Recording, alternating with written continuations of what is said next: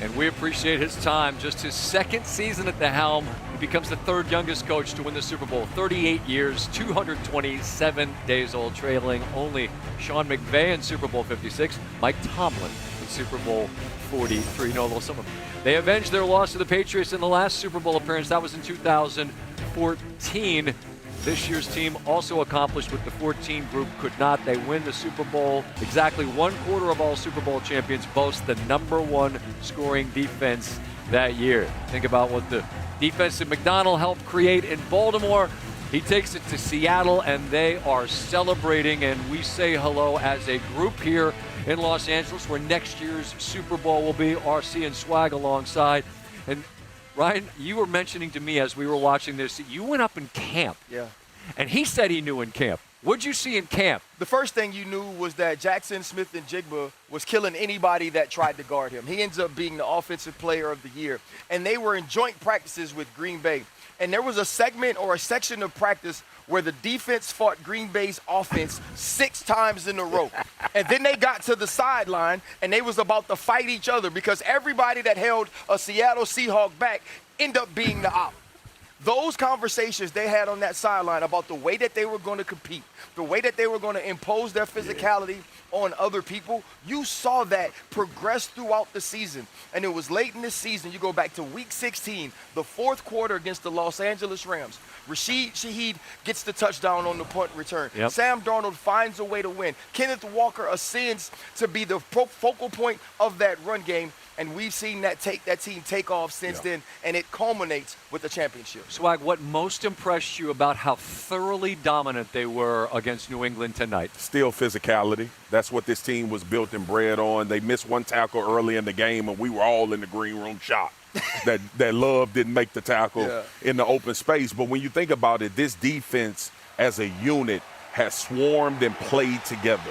The intent and the percentages that you have in order to win a football game, it changes that much. They have continued to turn the football over. They have continued to play at a very high level. But the most important thing that the Seattle Seahawks defense did this year, they brought the fight to every single game. They dictated. I've been on TV with RC for now, 7 years? Yeah. And I said defenses that dictate as opposed to trying to catch and figure out what offenses are doing, usually give themselves an opportunity to be great. And I think that's what Seattle did all season long. Scott, I remember it like yesterday. We were there on a Saturday night. It's the Seahawks versus San Francisco. And they end up getting the #1 seed. And I could tell that night we all felt that they could end up here. I think, how much have you seen this team grow from that moment to now? Because it felt like they knew they were supposed to win. And I'll be honest, I thought that their biggest hurdle was the team that was their biggest hurdle, and that's the Rams. Think about what Stafford and the Rams did. Stafford threw for 6 touchdowns and about 850 yards in 2 games at Seattle, and they didn't win either of them, which is not a knock on the Rams. It's credit to Seattle figuring out a way. But the fact that they got to be at home and the significance of them winning that game at home against on the road, I should say, against San Francisco, which meant the road went through the 12s and them up there. Does that game go different if it's in this building for the Rams? I don't know, but I do think they became who they thought they were from camp. And to your point, Scott, one thing that doesn't need to get lost is the job that John Snyder, this general manager, did. Like, you think about this team coming into the preseason. First, Sam Darnold is out of Minnesota because of 2 bad games, because he won 14 of them during that season.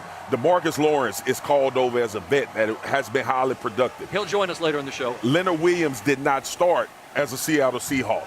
Jaron Reed, you think about the draft. RC brought this up with Witherspoon, Emenware this year, Byron Murphy. Like, this team has been built and put together to be what they are. But the most important thing that they did this offseason, more than anything, or 2 offseasons ago, was hire Mike Macdonald from the Baltimore Ravens. Because when you think about his messaging leading into this season and telling those guys that they would hoist the Lombardi at the end of the year, being around football as long as he's been, there had to be something he saw to tell him that this particular team could be the team. And I think it was a mix of veterans that you brought in free agency, a mix of guys that was still hungry to win a Super Bowl with young guys that were highly productive. That's what the Seattle Seahawks team was, but they supplemented this by bringing guys in that had played at a very high level in other places. Also, too, this is a totally different team than won the Super Bowl years ago. Absolutely. For sure. Over a decade ago, the Seattle Seahawks won a championship. They had a young quarterback in Russell Wilson. You had the Legion of Boom.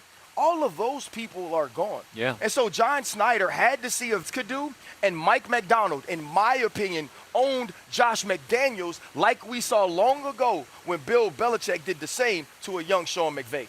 Interesting. I'm going to talk to Tim Hasselbeck in a bit about the Sam Darnold piece of this, because that is a redemptive arc, and it's a journey that's been completed, not done, but it's got to the finish line as a Super Bowl champion. You mentioned Mike Vrabel, who's been a Super Bowl champion as a player with New England, come up on the short end of it after this bitter defeat. Their thoughts. We had a really, really good year, and one that I'm proud of, but in this game, I don't think is a reflection of our year. We lost, and we were beat. We were beat, out-coached and outplayed, and give them credit. Every year, unfortunately, somebody loses this game, and we can't take it out on the people that love us the most. And I try to tell them they got to find a place to get with those people tonight and thank them and hug them, because they'll be the ones that are there when you lose to the Steelers and you lose to the Bills and you lose to the Raiders and you lose the Super Bowl. They're gonna be the ones that love you no matter what. And I think we have a bunch of great guys, and I'm sure this will bother them for a while, and then we'll have to get back to work. Yeah, he was a heartbeat. No doubt about that. He was he's a big reason why we're here. He's always the same, and look forward to my relationship with him for a long time. He's a great person and hell of a football coach. It's a business at this level, but it's more than that. It's more than that. In a game like this, and I think that's about it. It's more than a business. There's people in there that are doing it, not for the money or the fame, and that's what's cool about this team. That's a young dude with an old soul. Go ahead. I would play. I love that. I would play with him. I want Drake May on my team, and I hope you never lose that. I hope Drake May never gets to a point where his feelings aren't broken after losing the biggest game he'll ever play in. I hope he never gets to a point where he can't recognize what everyone in that building from the top to the bottom does to help you win football games. To talk about his coach in that way and say how he's looking forward to the rest of what their relationship is going to be, to talk about the fact that they not playing for money, you're not playing for fame. Like, that's what happens when you get to this point. Nobody ever thinks about losing the Super Bowl until you lose it. Yeah. If you're good enough to get there, you believe that you can win it, and it is heartbreaking. And he's only a second-year man and the second youngest quarterback ever to play. And to hear it, that kind of wisdom, man, that's heavy. And he did mention took an injection in his shoulder, and we point that out because there was a shoulder injury, and he's a quarterback. I'm sure plenty of other players did as well to be available for this game. It was clear, fellas, that they were in deep water early and that this was not a day or a night for him, the quarterback, or for them. What do they take away and move forward with as a group, Swag? The young players on this football team got a quick dose of what this league is about. So that's how you respond. And I think Mike Vrabel is the perfect coach for that, because he played and he understands how you got to kind of recycle and reshift your mind to get ready to try to make a run again. But more importantly, man, these young players for the New England Patriots, and I know we're going to talk about Will Campbell and what he gave up tonight, but to play in the Super Bowl as a rookie and to be on this stage and to play the playoff games that they played and the level of adversity that you face in playing three of the top defenses in the NFL on your way to having an opportunity to play in the Super Bowl, I think it's going to pay dividends for them. This team is going to be about now, how much leadership do you have? how fast do these young guys grow up and recognize that you just don't get here by lining up again. This is a hard road to travel to try to get back to this game, but hopefully they take some of this experience tonight, some of this pain, and it builds grit, it builds some callous, it puts them in a mindset that they can do it again, but next time they have this opportunity, hopefully they understand what it means to play that 3-hour game. They better recognize you are not entitled 100%. to this, right? Like, you could be in New England and you could see all the trophies and you could know that they already have 6, and now you're Drake, man, it's your second year, you're Will Campbell and it's your first year, and you could feel like, hey, man, we gonna be back here every year. You gotta remember, they got dogs over there. Josh still over there.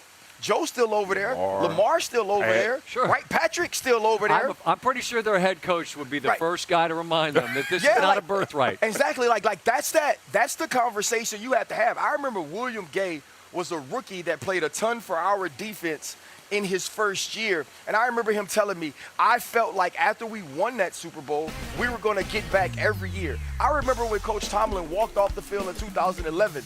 When Coach Tomlin walked off the field in 2011 with me, I thought we would be back again. Thought Aaron Rodgers would be back again. Never happened. When we continue, everything that's on that screen, including I scored a touchdown as we continue the handoff from SoFi in Los Angeles.